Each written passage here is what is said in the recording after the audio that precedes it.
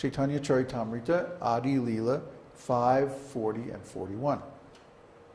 Srila Prabhupada explains, the supreme living entity, Krishna, eternally manifests himself as the Chaturvyuha, or quadruple planary expansions. The purport of this prayer is that one should give up his false ego and pray to this Chaturvyuha by offering them obeisances.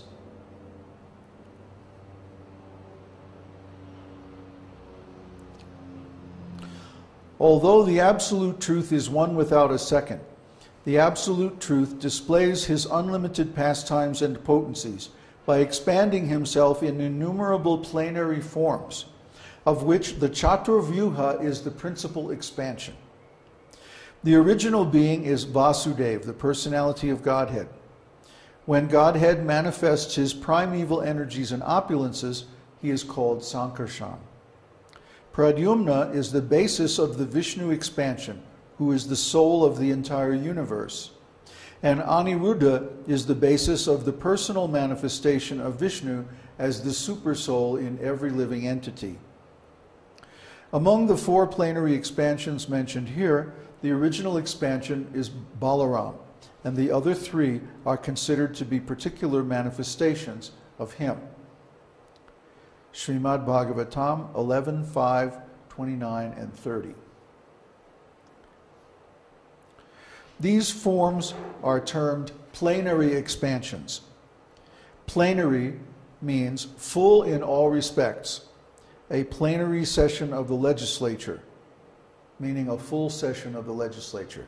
A diplomat with plenary powers means like an ambassador who has all powers to negotiate or sign treaties on behalf of a government and so forth. Because although Krishna is the original source, they are all supreme and unlimited in transcendental opulence and potency. And here's another quote. The expansions of different forms of the Lord, as from Krishna to Baladev to Sankarshan, from Sankarshan to Vasudeva, from Vasudeva to Aniruddha, from Aniruddha to Pradyumna, and then again to the second Sankarshan, and from him to the Narayan Purusha avatars, and innumerable other forms, which are compared to the constant flowing of the uncountable waves of a river, are all one and the same. They are like lamps of equal power, which kindle from one lamp to another. That is the transcendental potency of the Lord. The Vedas say that he is so complete that even though the whole complete identity emanates from him, he still remains the complete whole. Purnasya Purnamadaya Purnameva Vashishyate. Sri Ishopanishad, Invocation. That's a quote from Srimad Bhagavatam 2.4.10, purport. Each powerful transcendental form of the Lord has an appropriate Shakti, or incarnation of his power. The Lord in his male form is the powerful, and in his female Shakti expansions, he is the power. He is the supreme controller and source of emanation, and she is his personified controlled energy. Just as the sun is the source of light, and the sunshine is the energy that emanates from him, similarly the Lord is the source, and the Shakti is the emanated energy. The forms of the Lord are collectively called Vishnu Tattva, and the forms of Shakti are called Shakti Tattva. There is a Shakti Tattva form corresponding to each of the Vishnu Tattva forms. Radha, the eternal consort of Krishna, is the original Shakti from whom all others expand. Similarly, Baladev's eternal consort is Revati, the daughter of King Raivata. The consorts of the four-armed Vishnu forms are collectively known as Lakshmi, wealth, power, or other opulences. Yet, each one is an individual whose qualities perfectly match those of her divine consort. The transcendental forms of the Lord appearing in the spiritual Vaikuntha planets are called imperceptible or unmanifest because they cannot be seen by ordinary people with material senses. The forms of Narayan and the second quadruple expansion are called perceptible or manifest, because although they are fully transcendental, they are involved with the manifested material creation and often appear as incarnations within the material universes. Thus, the unmanifest energy of the Lord is displayed in two aspects, as the Lord himself and as Shakti, his eternal consort or energies. The two kinds of energy are internal and external, or spiritual and material. Mahalakshmi, the consort of Narayan, expands herself as his internal spiritual energy, the living entities. The external material energy emanating from Narayan is manifested in three aspects, as the modes of goodness, passion, and ignorance. Sri Shakti, or Mother Lakshmi, the consort of Lord Vishnu, manifests the Sattva Guna, or mode of goodness. Bhu Shakti, or Mother Earth, the consort of Lord Brahma, personifies Rajoguna, the mode of passion. And Nila Shakti, or Durga, the consort of Lord Shiva, manifests the Tamoguna, or mode of ignorance. Mahalakshmir Deveshasya Bhina Bhina Rupa Chaitana Chaitanatmika Sadevi Trividha Bhavati Shaktyatmana Icha Shakti Kriya Shakti Sakchat Shakti Riti Icha Shakti Trividha Bhavati Shri Bhumi Nilatmika. Mahalakshmi, the supreme energy of the Lord, is experienced in different ways. She is divided into material and spiritual potencies, and in both features she acts as the willing energy, creative energy, and the internal energy. The willing energy is again divided into three, namely Shri, Bhu, and Nila. That's from the Sita-upanishad.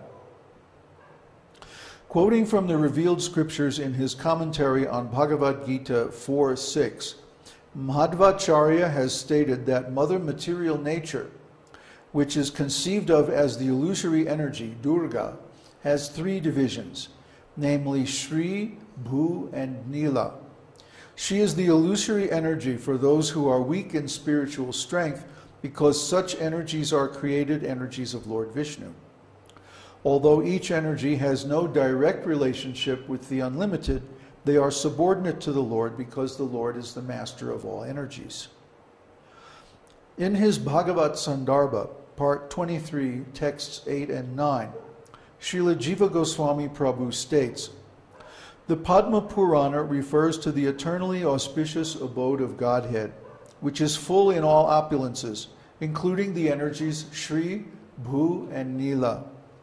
The Mahasanghita, which discusses the transcendental name and form of Godhead, also mentions Durga as the potency of the supersoul in relationship with the materially conditioned living entities. The internal potency acts in relation with his personal affairs, and the material potency manifests the three modes. Quoting elsewhere from revealed scriptures, he states that Shri is the energy of Godhead that maintains the cosmic manifestation. Bhu is the energy that creates the cosmic manifestation. And Nila, Durga, is the energy that destroys the creation. All these energies act in relation with the living beings, and thus they are together called Jiva Maya. It is not difficult to realize this complex arrangement of expansions and qualities if we take submissive shelter of the grace of the Lord by his holy names. Here is a Gayatri mantra for realizing this intricate transcendental subject matter. Om Namo Bhagavate Tubhyam Vasudevaya Dhimahi Pradyumnayarudhaya Namasankarshanaya Cha. Translation. Let us all chant the glories of Vasudeva along with his plenary expansions Pradyumna, Aniruddha, and Sankarshan. This is from Srimad Bhagavatam 1.5.37. This is my commentary on this 3-verse section. Actually 4-verse, 12, 13, 14, and 15 of BPHS. So, are there any questions on this? I'll be very surprised if there are no questions. The question is how often and when should we chant this Gayatri mantra? Anytime, all the time, whenever you can. The best time to chant Gayatri mantras is in the 3 sandhyas, or the 3 borderline times of the day.